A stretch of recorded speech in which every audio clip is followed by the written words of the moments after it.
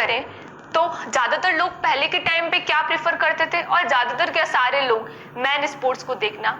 हमें किसी भी स्पोर्ट्स में वुमेन का पार्टिसिपेशन नहीं दिखता था, क्योंकि सोसाइटी इस चीज को अप्रूव नहीं करती थी, और because of discrimination, gender inequality, इन सब चीज के कारण। लेकिन अब सिचुएशन काफी हद तक सही हो चुकी है। अब हमें वुमेन पार्टिसिपेशन भी दिखता है स्पोर्ट्स में, और आप सबको पता है कि कुछ वुमेन्स ने तो इंडिया को मेडल्स भी जितवाए हैं। तो पहले जैसी सिचुएशन अब नहीं रही, काफी हद तक सही हो चुकी है। तो हम इस चैप्टर में यही पढ़ेंगे कि what is women and sports. Women and sports का एक दूसरे से क्या कनेक्शन है। सबसे पहले बात करें तो sport participation of women in India, यानी कैसे कैसे उनका ट्रेंड इंक्रीज होता गया। सबसे फर्स्ट 1896 में जो मॉडर्न ओलंपिक्स हुए थे, उसमें आप सबको शौक लगेगा जान के कि किसी एक सिंगल वुमेन ने भी पार्टिसिपेट नहीं किया था। लेकिन वही 1900 में जो ओलंपिक्स हुए थे, वहां ये प्राउड की बात थी कि 22 वुमेन्स ने पार्टिसिपेट किया। देन 1904 में जो ओलंपिक्स हुए थे, उसके बाद फिर ग्राफ थोड़ा नीचे गया, केवल 6 वुमेन्स ने पार्टिसिपेट किया। लेकिन उसके बाद से जैसे जैसे ईयर पास आउट हुए, वुमेन का जो पार्टिसिपेशन था वो बढ़ता गया। 2000 में जो ओलंपिक्स हुए, उसमें अप्रोक्स 10,400 स्पोर्ट्स पर्सन ने पार्टिसिपेट किया। लेकिन उसमें से जो वुमेन का पार्टिसिपेशन रेशियो था वो था 38.2%। तो ये काफी लेवल पे इंक्रीमेंट था। इसी तरीके से हर साल वुमेन का पार्टिसिपेशन का रेशियो बढ़ता गया। कंडम मलेश्वरी, जिसका नाम आपने सुना हो, 2000 में वो एक ऐसी फर्स्ट इंडियन वुमेन थी जिसने वेट लिफ्टिंग को जीतकर इंडिया को ब्रॉन्ज मेडल जिताया था। फर्स्ट इंडियन लेडी थी वो। और उसके बाद 2012 में साइना नेहवाल और एमसी मैरी कॉम ने इंडिया को मेडल जितवाया। फिर बात करें 1984 में, तो पीटी उषा, जो कि मेडल तो नहीं जीत पाई, लेकिन उनका जो परफॉर्मेंस था वो बहुत ही रिमार्केबल था। तो डे बाय डे और ईयर बाय ईयर उनका जो लेवल था वुमेन पार्टिसिपेशन इन स्पोर्ट्स, वो बढ़ता गया। लेकिन पहले के टाइम पे इतनी इनइक्वालिटी, और अभी भी कुछ है जेंडर डिस्क्रिमिनेशन, जहां वुमेन को प्रॉपर फैसिलिटीज नहीं प्रोवाइड की जाती स्पोर्ट्स के लिए। स्पोर्ट्स प्रोग्राम जो मेंस के लिए होते हैं वैसे वुमेन्स के लिए नहीं होते। ना ही उनको कोचेस प्रोवाइड करवाए जाते हैं औरतों को, ना ही उनको इनकरेज किया जाता है किसी भी चीज में पार्ट लेने के लिए। और सोशल अपोजिशन तो सबसे बड़ी चीज थी। मैरी कॉम की बात करें तो मैरी कॉम के फादर जो थे, उन्होंने भी उनको बॉक्सिंग में जाने से मना किया था। उन्होंने उनको कहा था बॉक्सिंग जैसी चीज है, अगर वो इसमें आगे बढ़ती है तो उनका फेस खराब हो सकता है और मैरिज प्रोस्पेक्टस से रिलेटेड भी प्रॉब्लम्स आ सकती है। लेकिन उन्होंने उनकी बात नहीं सुनी, और उनका जो जज्बा था कर दिखाने का, वो आगे बढ़ी गई। यानी उनको बहुत सी चीजें ऐसी भी फेस आउट करनी पड़ी। पीटी उषा की बात करें तो पीटी उषा ने पूरे नेशनल टेलीविजन के सामने वो पूरी तरीके से टूट चुकी थी, क्योंकि उनके स्टेटस के अकॉर्डिंग उनको रहने की फैसिलिटीज नहीं मिल रही थी। उनको 5 औरतों के साथ रूम शेयर करना पड़ रहा था। तो ये भी उनके लिए एक स्ट्रगल था। लेकिन अब तो ये प्राउड की बात है कि अब सबकी थिंकिंग चेंज हो चुकी है, चाहे लोग हो, पेरेंट्स हो, टीचर्स हो, सब कुछ, सबका माइंडसेट चेंज हो चुका है। अब सब लोग वुमेन्स को भी देखना चाहते हैं स्पोर्ट्स में पार्टिसिपेट करते हुए। अब देखते हैं कि reason for less participation of women in India. India में वुमेन का पार्टिसिपेशन इतना कम क्यों है स्पोर्ट्स में। सबसे फर्स्ट बात करें लैक ऑफ लेजिस्लेचर। 1972 में एक लेजिस्लेशन पास किया गया था, इंडिया में नहीं दूसरी कंट्री में, to provide a financial aid to the education institution और to provide a equal opportunities to the women। यानी मैन को जितनी अपॉर्चुनिटीज प्रोवाइड की गई है उससे इक्वली वुमेन्स को भी की जाए। लेकिन हमारे इंडिया में ऐसा कोई लेजिस्लेशन पास नहीं होता, जिस कारण वुमेन्स को इक्वल अपॉर्चुनिटीज नहीं मिलती और वो स्पोर्ट्स में पार्टिसिपेट कर ही नहीं पाती है। तो ये था उसका फर्स्ट रीजन। सेकेंड रीजन की बात करें तो लैक ऑफ सेल्फ कॉन्फिडेंस।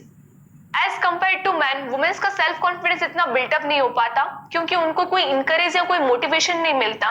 तो जिस कारण उनका सेल्फ कॉन्फिडेंस है वो टूट जाता है और वो खुद ही पार्टिसिपेट नहीं करती है। नेक्स्ट है लैक ऑफ टाइम।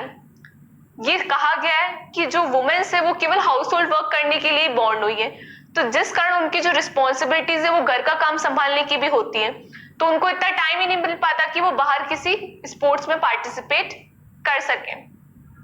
नेक्स्ट है male dominated culture society. Sports में तो मेल और वुमेन्स के बीच में कुछ ज्यादा डिस्क्रिमिनेशन किया गया है। तो जब ये सब चीजें वुमेन्स देखती है और वो सब जानती भी कि ये मेल डोमिनेटेड सोसाइटी है, तो उनका इंटरेस्ट अपने आप ही खत्म हो जाता है, वो खुद ही नहीं आती आगे पार्ट लेने के लिए। नेक्स्ट है lack of interest of spectators. अगर दर्शक यानी हम जैसे लोगों की बात करें स्पेक्टेटर्स की, तो मेंस को वो ज्यादा देखना पसंद करेंगे एज कंपेयर टू वुमेन। जैसे हम क्रिकेट का सबसे बड़ा एग्जांपल लें, तो जब मेंस का कोई क्रिकेट आने वाले होते हैं जैसे आईपीएल और ये सब, तो सब लोग बहुत एक्साइटेड होते हैं, टीवीज में डिफरेंट डिफरेंट तरीके की एड्स आती है, बैनर्स लगते हैं, हर सारी चीजें। लेकिन कोई भी वुमेन क्रिकेट टीम को देखना पसंद नहीं करता है। बहुत कम लोग होते हैं जो उनको देखने में इंटरेस्ट आता है, ना ही टीवीज में ऐसा कुछ इतनी ज्यादा एड्स आती है उनके बारे में। तो स्पेक्टेटर्स का इंटरेस्ट भी नहीं होता है कि वो वुमेन को देख सके, तो जिस कारण भी उनका पार्टिसिपेशन बहुत कम होता है। नेक्स्ट बात करें तो नो पेरेंटल इंकरेजमेंट। कोई भी पेरेंटल इंकरेजमेंट नहीं होता। पेरेंट्स इस चीज को इंकरेज करते ही नहीं अपने बेटियों को कि वो आगे बढ़ सके, वो उसको और पीछे रोकते हैं, उनको घर का काम ही करना चाहिए, इन चीजों में पार्टिसिपेट करना ही नहीं चाहिए, तो जिस कारण कुछ वुमेन्स पार्ट ले नहीं पाती है। नेक्स्ट बात करें तो लैक ऑफ फिटनेस। जो गर्ल्स है वो अपनी बॉडी को लेकर इतना अवेयर नहीं होती, अपनी फिटनेस को लेकर इतना अवेयर नहीं होती, और स्पोर्ट्स में तो सबसे मेन चीज फिटनेस ही होती है। वो इतने फिट रहते ही नहीं है कि वो पार्ट ले सकें। जिस दिन वो अपनी बॉडी के शेप या हर एक चीज के बारे में अवेयर हो जाए, तो उनका जो पार्टिसिपेशन है वो खुद ही उनके माइंड में इंकरेजमेंट होगा और वो खुद ही पार्टिसिपेट करेगी। तो ये भी सबसे बड़ा रीजन है। नेक्स्ट उसकी बात कर तो lack of education facilities. Womens के पास इतनी एजुकेशन फैसिलिटीज नहीं होती। कुछ कुछ लोग तो अपनी बेटियों को पढ़वाते भी नहीं है, और जो पढ़ती हैं तो कुछ मिसकंसेप्शन के कारण आगे बढ़ नहीं पाती। जैसे कुछ मिसकंसेप्शन में से एक है कि डिलीवरी के टाइम पे अगर कोई लेडी प्रेग्नेंट है तो वो पार्ट नहीं ले सकती स्पोर्ट्स कंपटीशन में। ऐसे कई मिसकंसेप्शन है जो कि गलत है। इन मिसकंसेप्शन के कारण, प्रॉपर एजुकेशन ना होने के कारण वो आगे बढ़ ही नहीं पाती। नेक्स्ट बात करें less number of women coaches. Schools में भी हमने देखा है कि मेल कोचेस ज्यादा होते हैं वुमेन कोचेस से कंपेयर करें तो इस कारण भी औरतें आगे बढ़ती नहीं, क्योंकि उनको प्रॉपर कोचिंग दी नहीं जाती, क्योंकि कोई भी वुमेन कोच अवेलेबल नहीं होता। मेल कोच होते हैं जिसके कारण वो कंफर्टेबल बात नहीं कर पाती। नेक्स्ट करें तो लैक ऑफ प्रॉपर सेफ्टी। ये सबसे बड़ा रीजन है कि उनको पास पर्सनल प्रॉपर सेफ्टी नहीं होती। अगर उनको कहीं ट्रैवलिंग करनी है, यहाँ से किसी दूसरे सिटी में जाना है, तो पर्सनल सेफ नहीं फील करती, उनको बहुत अब्यूज किया जाता है, बहुत सारी चीजें उनको सफर आउट करनी पड़ती है, जिस कारण वो सेफ फील नहीं करती और वो आगे पार्टिसिपेट करती ही नहीं है। लास्ट देखिए तो lack of proper access to the facilities. जो फैसिलिटीज मेंस को प्रोवाइड की जाती है लाइक इक्विपमेंट, ट्रेनिंग, कोचिंग, सारी चीजें, उनमें से कुछ भी वुमेन को नहीं प्रोवाइड किया जाता, जिस कारण उनका कोई इंटरेस्ट ही नहीं होता, ना उनको कोई इंकरेजमेंट होता है, ना ही उनकी कोई एनर्जी होती है कि हम इन चीजों में लें, क्योंकि उनको इक्वल अपॉर्चुनिटीज प्रोवाइड नहीं की जाती है। नेक्स्ट पॉइंट की बात करते हैं स्पेशल कंसिडरेशन। अगर हमने अभी तक ये देखा कि जो वुमेन का पार्टिसिपेशन है स्पोर्ट्स में वो पहले के कंपैरिजन बहुत बड़ा है, लेकिन वहीं दूसरी तरफ देखें तो कुछ लोग आज भी ऐसे हैं जिनका ये मानना है कि वुमेन स्पोर्ट्स में पार्ट नहीं ले सकती। उनके जो साइकोलॉजिकल स्ट्रक्चर से वो बहुत डिफरेंट होते हैं और उनको बहुत सी प्रॉब्लम्स होती है like menarche, menstruation, menopause, pregnancy जैसी कई दिक्कत का सामना उनको करना पड़ता है, जिस कारण वो स्पोर्ट्स में पार्टिसिपेट नहीं करती। तो आइए देखते हैं कि इनकी वन बाय वन प्रॉब्लम्स और क्या सच में इनको स्पोर्ट्स में पार्टिसिपेट नहीं करना चाहिए। तो सबसे फर्स्ट हम पहले जिसके बारे में पढ़ेंगे वो है मेंस्ट्रुएशन। किसी भी रिप्रोडक्टिव एज की वुमेन यानी 11 to 50 इयर्स की एज की वुमेन अपने रिप्रोडक्टिव ऑर्गन से हर मंथ कुछ ब्लड शेड करती है, उसी प्रोसेस को मेंस्ट्रुएशन कहा जाता है। ये बहुत पेनफुल और अनकंफर्टेबल होता है, लेकिन ये हमारी बॉडी के लिए इंपॉर्टेंट भी होता है, वुमेन्स की बॉडी के लिए, क्योंकि ये गर्ल्स को एक इंपॉर्टेंट केमिकल प्रोवाइड करता है जिसे हार्मोन्स कहा जाता है, जिससे जो औरतें हैं वो हेल्थी और फिट रहती हैं। और ये हर महीने प्रेगनेंसी के लिए आगे चल के प्रिपेयर करता है, क्योंकि जिस किसी को भी आगे चाइल्ड चाहिए उसके लिए मेंस्ट्रुएशन बहुत इंपॉर्टेंट है। नेक्स्ट बात करें मिनार्क की। मिनार्क किसी भी यंग गर्ल की फर्स्ट मेंस्ट्रुअल ब्लीडिंग को कहा जाता है। ये यूजुअली 11 to 12 इयर्स में होते हैं। रिसर्च का मानना है कि स्पोर्ट्स में पार्ट लेने से जो फीमेल के रिप्रोडक्टिव ऑर्गन्स हैं उनको कुछ हेल्थ रिस्क हो सकते हैं, बिकॉज फीमेल के जो रिप्रोडक्टिव ऑर्गन्स होते हैं वो बहुत कॉम्प्लेक्स होते हैं, जिसके कारण उनको बहुत से स्ट्रेस चीजों का सामना करना पड़ता है। तो कहीं रिप्रोडक्टिव एबनॉर्मलिटीज हो जाती है स्पोर्ट्स में पार्टिसिपेट करने के लिए, तो ये रिसर्च कहती है। आगे देखें तो मेंस्ट्रुअल डिसफंक्शन, ये क्या कहता है? इररेगुलरिटी इन मेंस्ट्रुअल साइकिल।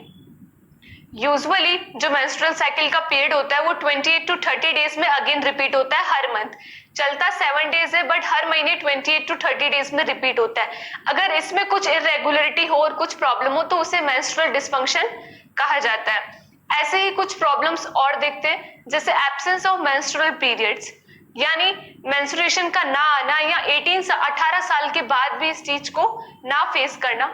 उस कारण बहुत सी प्रॉब्लम्स होती है, बहुत से डिसऑर्डर्स होते हैं जिनका सामना वुमेन्स को करना पड़ता है। सेकंड बात करें प्री मैच्योर सिंड्रोम्स, यानी मेंस्ट्रुएशन आने से कुछ टाइम पहले ही कुछ वुमेन्स को प्री मैच्योर सिंड्रोम्स होते हैं, यानी उन्हें पता चल जाता है पहले से कुछ सिम्टम्स से, जैसे हेडेक होना, कॉन्स्टिपेशन होना, स्ट्रेस होना, बिल्कुल खोए खोए रहना, इस तरीके की चीजों से उनको कुछ आइडिया मिल जाता है। थर्ड बात करें एब्डोमिनल क्रैम्प्स की। एब्डोमिनल क्रैम्प्स मतलब जब कोई भी वुमेन इस चीज में होती है मेंस्ट्रुएशन पीरियड में, तो उसे कुछ क्रैम्प्स का सफर करना पड़ता है, यानी बैक में पेन होना, हेड में पेन होना, इन सब चीजों को भी उन्हें सफर करना पड़ता है, जिस कारण भी रिप्रोडक्टिव एब्नॉर्मलिटीज हो जाती है। फोर्थ बात करें इरेगुलर मेंस्ट्रुअल ब्लीडिंग। किसी भी गर्ल को जब फर्स्ट टाइम मेंस्ट्रुएशन पीरियड का सामना करना पड़ता है तो उसके बाद रेगुलर होने में 2 या 3 साल लग जाते हैं, तो ये भी एक बहुत बड़ा डिसऑर्डर है। अब बात करते हैं मेंस्ट्रुएशन का स्पोर्ट्स में से क्या लेना देना है। लोगों का कहना है कि जब भी वुमेन किसी मेंस्ट्रुएशन पीरियड को सफर करती है, इन रीजंस के कारण वो स्पोर्ट्स में पार्टिसिपेट नहीं कर सकती, लेकिन आज की रिसर्च इस चीज को साफ मना करती है कि ऐसा कोई जरूरी नहीं है कि आप इस मंथ में पार्ट नहीं ले सकते, इस मंथ में पार्ट नहीं ले सकते, ऐसा कोई जरूरी नहीं है। इवन स्पोर्ट्स में पार्टिसिपेट करने से उनका जो पेन है वो भी और कम हो जाता है और उनको फिजिकल फिटनेस मिलती है। नेक्स्ट क्वेश्चन आता है कि क्या प्रेगनेंसी में स्पोर्ट्स में पार्ट लेना चाहिए।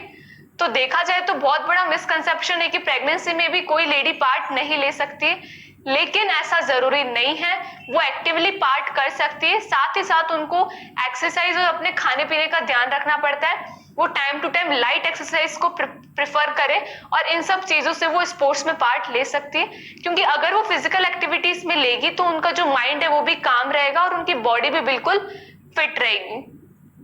लास्ट टॉपिक इसका आता है मेनोपॉज स्पेशल कंसिडरेशन का, यानी जब मेंस्ट्रुअल ब्लीडिंग बंद हो जाती है, ये यूजुअली 45 टू 50 इयर्स में होता है। इसमें जो वुमेन्स के हार्मोन्स है वो चेंज होना बंद हो जाते हैं, जिस कारण वुमेन्स को बहुत सी प्रॉब्लम्स होती है कि उनके माइंड में इरिटेशंस आ जाना, हेडेक, ऐसे कहीं बोन्स का कम हो जाना, ये सारी चीजों का सामना उनको करना पड़ता है।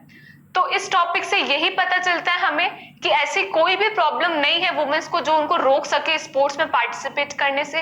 इवन अगर कोई वुमेन फिजिकल एक्टिविटीज में पार्ट लेती है तो उनको ब्रेस्ट कैंसर जैसी प्रॉब्लम, हार्ट कैंसर जैसी प्रॉब्लम से और छुटकारा मिल सकता है। तो ये सारी चीजें सिर्फ एक मिसकंसेप्शन है, ऐसा कुछ भी नहीं होता है। नेक्स्ट टॉपिक पढ़ते हैं फीमेल एथलीट ट्राइट। ट्राइट का मतलब यानी ये 3 चीजों से मिलकर बना है, ऑस्टियोपोरोसिस, अमीनोरिया और ईटिंग डिसऑर्डर, यानी ये 3 चीजें इसमें इंक्लूडेड है। अब ये ट्राइड एक तरीके का सिम्टम या एक तरीके का डिसऑर्डर और इलनेस है जो वुमेन की लाइफस्टाइल को बहुत इफेक्ट करता है और उनकी बॉडी को हार्म भी पहुंचाता है। ये यूजुअली वही वुमेन सफर करती है जो कि स्पोर्ट्स में एक्टिवली पार्टिसिपेट करती है, डे टू डे एक्टिविटीज में पार्ट लेती है, उनको इन ट्राइड्स को फेस करना पड़ता है। अब ये जो ट्राइड है एक दूसरे से इंटरकनेक्टेड है। अगर किसी को एक ट्राइड होता है, मान लीजिए ईटिंग डिसऑर्डर, तो ये पूरे चांसेस हैं कि बाकी की जो 2 ट्राइड है वो भी वो फेस करना पड़े उनको, या वो भी 2 ट्राइड हो सकते हैं उनको। लेकिन अब बात यह आती है कि पता कैसे चलेगा कि किसी फीमेल को या किसी वुमेन को ये ट्राइड्स हैं। इसके कुछ सिम्टम्स होते हैं, जैसे फ्रीक्वेंट इंजरीज होना, इरिटेशन होना, loss of power, low self esteem, ऐसी चीजें जो होती है वो इस चीज के सिम्टम्स होते हैं जिनके कारण उनको ये ट्राइड्स फेस करने पड़ते हैं। 1 बाय 1 हम हर ट्राइड को पढ़ते हैं। सबसे पहले पढ़ते हैं ऑस्टियोपोरोसिस। इसका मतलब होता है डिक्रीज बोन मटेरियल कंटेंट, यानी बोन्स का जो मास है वो एक बहुत कम लेवल तक रिड्यूस हो जाता है, जिसके कारण हड्डी में फ्रैक्चर भी हो सकता है। ये यूजुअली विटामिन की कमी होना, कैल्शियम नहीं लेना, प्रॉपर न्यूट्रिशन नहीं लेना, उन सब चीजों के कारण होता है। ऑस्टियोपोरोसिस में बोन्स जो है वो बहुत वीक हो जाते हैं because of loss of bone density, यानी ये प्रॉब्लम वुमेन को सफर करनी पड़ती है अगर वो स्पोर्ट्स में पार्ट लेती है तो। अब इसके कुछ कॉजेज होते हैं, जैसे फर्स्ट कॉज की बात करें तो इनसफिशिएंट कैल्शियम इन डाइट, यानी हमारी डाइट में वुमेन्स की डाइट में प्रॉपर कैल्शियम नहीं होना। कहा जाता है कि 100 mg कैल्शियम सफिशिएंट है पर डे डाइट के हिसाब से, अगर वो बॉडी को नहीं मिलता है तो उस कारण ये डिसऑर्डर हो सकता है। सेकेंड है इसका कॉज बैड ईटिंग हैबिट्स, यानी अल्कोहल, ऐसी कई गलत गलत चीजों को खाना, इसके कारण भी ये चीज फेस करनी पड़ सकती है। थर्ड कॉजेज है इसका ईटिंग डिसऑर्डर, प्रॉपर अमाउंट में कैल्शियम ना लेना, विटामिन की कमी होना, बॉडी में डाइटिंग करना कि हमें डाइटिंग करनी है, इससे वेट लूज हो सकता है, जिसके कारण कुछ इंपॉर्टेंट चीजों को वुमेन्स नेग्लेक्ट कर देती है और जिसके कारण ये प्रॉब्लम उनको सफर करनी पड़ती है। नेक्स्ट अगर बात करें ऑस्टियोपोरोसिस की बात, तो अमीनोरिया। अमीनोरिया दो तरीके के होता है, प्राइमरी अमीनोरिया और सेकेंडरी अमीनोरिया। प्राइमरी अमीनोरिया मतलब कि किसी गर्ल की, किसी वुमेन की रिप्रोडक्टिव एज तो आ चुकी है, मान लीजिए 18 या 18 ईयर्स अबाउ, पर उसको मेंस्ट्रुएशन पीरियड बिगिन नहीं हुए, अभी तक मेंस्ट्रुएशन साइकिल उसकी बॉडी के अंदर बिगिन नहीं हुई है, तो वो होती है प्राइमरी अमीनोरिया। सेकेंडरी अमीनोरिया होती है कि रिप्रोडक्टिव एज भी आ चुकी है, टाइम पे उसकी मेंस्ट्रुएशन पीरियड भी स्टार्ट हो चुके हैं, लेकिन कुछ टाइम बाद वो स्टॉप हो जाते हैं, यानी 2 या 3 मंथ 4 महीने बाद वो बंद हो जाते हैं, फिर बहुत टाइम बाद वापस से होते हैं, तो उससे कहते हैं सेकेंडरी अमीनोरिया। इसके कॉजेस की बात करें तो हार्मोनल चेंजेस, कुछ हार्मोनल चेंजेस के कारण ये डिसऑर्डर फेस करना पड़ता है। सेकेंड बात करें तो intake of less calcium. Intake of less calcium मतलब डाइट में प्रॉपर कैल्शियम ना लेना, प्रॉपर न्यूट्रिशन ना लेना, जिसके कारण भी वुमेन्स को ये प्रॉब्लम फेस करनी पड़ सकती है। थर्ड कॉज इसका इंटेंसिव एक्सरसाइज। इस चीज से बचने के लिए अगर आप एक्सरसाइज नहीं कर रहे हो, स्पोर्ट्स में यूं ही पार्ट कर रहे हो और अगर आप एक्सरसाइज पे ध्यान नहीं दे रहे हो तो भी आपको ये प्रॉब्लम हो सकती है। अगर आपको इस डिसऑर्डर से बचना है तो प्रॉपर कुछ एक्सरसाइज जो कि कोई गाइड करे, उससे रिलेटेड आपको ये एक्सरसाइज कुछ करनी चाहिए। थर्ड जिस डाइट की बात करी थी, ईटिंग डिसऑर्डर, इसमें क्या होता है कि गर्ल्स अपने बॉडी वेट को लूज करने की कोशिश करती है जस्ट बिकॉज उनका स्पोर्ट्स में परफॉर्मेंस अच्छा हो सके, लेकिन इस चक्कर में वो कुछ ऐसे अनहेल्थी मेथड्स को अडॉप्ट करती है, लाइक डाइटिंग करना, कुछ चीजों को खाने में इग्नोर करती है, जो कि सही बात नहीं होती। ये भी दो तरीके की होती है, इसमें भी दो चीजें होती है, एक तो होता है एनोरेक्सिया नर्वोसा और दूसरा होता है बुलिमिया नर्वोसा। एनोरेक्सिया नर्वोसा मतलब कि यहाँ जो गर्ल्स है वो सिर्फ फूड के बारे में सोचती है कि उनका बॉडी वेट वो कैसे लूज कर सकती है, कैसे वो डाइटिंग करे, कैसे किन चीजों को इग्नोर करे, जिसके कारण उनका बॉडी स्ट्रक्चर बहुत डिस्टॉर्टेड हो जाता है, जहां सामने वाले को देखने से तो लगता है कि हाँ ये थिन है, इनका वेट लूज हो रहा है, बट वो जब वो खुद वुमेन मिरर के सामने खड़ी होती है तो दे फील लाइक ओबेस, उनको लगता है कि हम अभी भी मोटे ही है, बट सामने वाले को लगता है कि वो पतले हैं। तो ये होता है एनोरेक्सिया नर्वोसा। सेकेंड होता है बुलिमिया नर्वोसा। बुलिमिया नर्वोसा मतलब जो गर्ल्स है वो एक्सेसिव फूड खा तो लेती है और उसके बाद वॉमिट कर देती है ताकि उनका बॉडी वेट लूज हो जाए या इक्वल आ सके। तो ये लास्ट था हमारा ईटिंग डिसऑर्डर। अगला टॉपिक है psychological aspects of the women athlete, जिसमें हम फर्स्ट पढ़ेंगे जेंडर रोल ओरिएंटेशन, यानी कुछ जो स्पोर्ट्स हैं, ये देखा गया कि कुछ स्पोर्ट्स केवल मेल्स के लिए होते हैं, उनको वुमेन्स का उसमें कोई पार्टिसिपेशन नहीं होता, लेकिन ये बातें पुरानी थी, अब इसमें बहुत चेंजेस आ चुके हैं। जैसे अगर हम इन स्पोर्ट्स को देखें, कुछ एथलीट्स को wrestling, weight lifting, kick boxing, ये सारी चीजें भी, इनमें भी अब वुमेन का पार्टिसिपेशन हमें दिखता है। तो जो वो जेंडर डिफरेंसेस था वो पहले था, अब इस लेवल पे नहीं है। सेकंड बात करें कॉन्फिडेंस की, ये माना जाता है कि मेल्स में जो कॉन्फिडेंस है वो ज्यादा होता है एज कंपेयर टू फीमेल्स, लेकिन नहीं, स्पोर्ट्स वुमेन और नॉन स्पोर्ट्स वुमेन में डिफरेंस है। जो स्पोर्ट्स वुमेन होती है उनका कॉन्फिडेंस एक्सट्रीम हाई होता ही है, उनका कोई कॉन्फिडेंस लो नहीं होता एज कंपेयर टू वो वुमेन्स जो कि स्पोर्ट्स में पार्ट नहीं लेती है। थर्ड बात करें कॉम्पिटिटिवनेस, वुमेन्स बहुत गोल ओरिएंटेड होती है अपने किसी भी पॉइंट को लेकर, यानी अगर वो किसी गेम को खेल रही है तो उनका पूरा ध्यान उसको जीतने पे ही होता है। ये वही वुमेन्स होती है जो कि स्पोर्ट्स में एक्टिव पार्टिसिपेशन देती है। नेक्स्ट बात करें सेल्फ एस्टीम, वुमेन्स को एज कंपेयर टू मेल्स उनका सेल्फ एस्टीम लो होता है, जिसके कारण उनको बहुत ही इंटेंसिव एक्सरसाइज और ट्रेनिंग्स प्रोवाइड की जाती है, लेकिन जो स्पोर्ट्स में ट्रेनिंग प्रोवाइड की जाती है और जो स्पोर्ट्स में डे टू डे एक्टिविटीज में पार्ट लेती है उनका सेल्फ एस्टीम ज्यादा ही होता है। नेक्स्ट बात करते हैं अग्रेशन, ये तो देखा गया है हमारी डेली लाइफ में भी कि वुमेन्स का जो अग्रेशन है वो कम होता है एज कम्पेयर टू मेल्स। अगर आप किसी क्रिकेट मैच की बात करो तो जब आप मैन का क्रिकेट मैच देखते हो तो उसमें आपको कहीं ना कहीं अग्रेशन दिखेगा, लेकिन वही वुमेन क्रिकेट मैच में आपको कोई अग्रेशन नहीं दिखेगा, वो हर चीज को बहुत कामली करते हैं। नेक्स्ट साइकोलॉजिकल एस्पेक्ट है सेल्फ बॉडी इमेज। मेल्स अपनी बॉडी इमेज को लेकर बहुत पॉजिटिव होते हैं, वही फीमेल्स बहुत नेगेटिव होती है। वो नेगेटिव इसलिए होती है क्योंकि उनको अपने ज्यादा प्यार फिजिकल ब्यूटी से होता है, वो स्लिम और थिन दिखना चाहती है, अच्छा दिखना चाहती है, और वो बहुत अनकॉन्शियस फील करती है अगर सोसाइटी के हिसाब से उनकी जो बॉडी है वैसी नहीं हो, जिस कारण उनकी जो बॉडी इमेज है खुद के अंदर लेकर वो नेगेटिव होती है। लेकिन स्पोर्ट्स में पार्ट लेने से ये चीज भी उनके अंदर कन्वर्ट होके पॉजिटिव हो जाती है। लास्ट साइकोलॉजिकल एस्पेक्ट से डिप्रेशन। ये तो सब जानते हैं कि स्पोर्ट्स में पार्ट लेने से डिप्रेशन कम होता है, स्ट्रेस बहुत कम होता है, जो कि वुमेन्स में एज यूजुअल ज्यादा होता है। तो जो वुमेन्स स्पोर्ट्स में पार्ट लेती है उनका डिप्रेशन और स्ट्रेस कम होता है एज कंपेयर टू वो वुमेन्स जो कि स्पोर्ट्स में पार्ट नहीं ले रही है। लास्ट टॉपिक है इस चैप्टर का sociological aspects of the participation of women in India. तो सबसे फर्स्ट एस्पेक्ट देखें तो फैमिली का इंकरेजमेंट बहुत जरूरी होता है गर्ल्स को आगे बढ़ाने के लिए, लेकिन बहुत से फैमिलीज की आज भी यही थिंकिंग है और वो मेल्स को यानी बॉयज को इंकरेज करती है आउटवर्ड स्पोर्ट्स एक्टिविटीज के लिए, क्योंकि उनका मानना होता है कि लड़कियां सिर्फ घर के काम करने के लिए बनी है, किचन में रहने के लिए, उनको बाहर नहीं भेजा जाता खेलने के लिए। तो ये सबसे बड़ा एक फैक्टर है सोशलिजिकल एस्पेक्ट्स की। अगर फैमिली से मोटिवेशन और इंकरेजमेंट मिलेगा, उनसे परमिशन मिलेगी, तभी गर्ल्स आगे बढ़ेगी। लेकिन वहीं कुछ फैमिलीज जिनको स्पोर्ट्स की वैल्यू पता है, उसका रूल पता है, वो इस चीज को इंकरेज करती है और गर्ल्स को आगे बढ़ने का मौका देती है। सेकंड बात करें स्कूल्स, जहां फैमिली से सपोर्ट नहीं मिलता तो वहां स्कूल बहुत काम आती है, क्योंकि स्कूल्स में अगर डिफरेंट कोचेस और डिफरेंट गेम्स गर्ल्स के लिए भी ऑर्गेनाइज करें तो उनको एक इंकरेजमेंट मिलता है आगे बढ़ने का।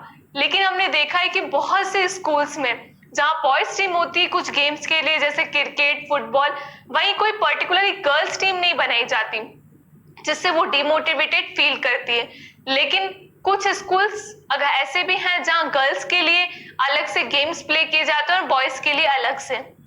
थर्ड बात करें कल्चर भी बहुत इंपॉर्टेंट रोल प्ले करता है। ये कहावत आपने सुनी है कि लड़कियां जो है वो किचन में काम करने के लिए बनी है, लेकिन अगर कल्चर चाहे तो इस चीज को इग्नोर कर सकता है। हमारी सोसाइटी में अगर कोई गर्ल्स बाहर खेलने जाती है या अपने पेरेंट्स अपने बच्चों को बाहर भेज रहे तो सोसाइटी उन लड़कियों को बहुत नेगेटिव तरीके से देखती है।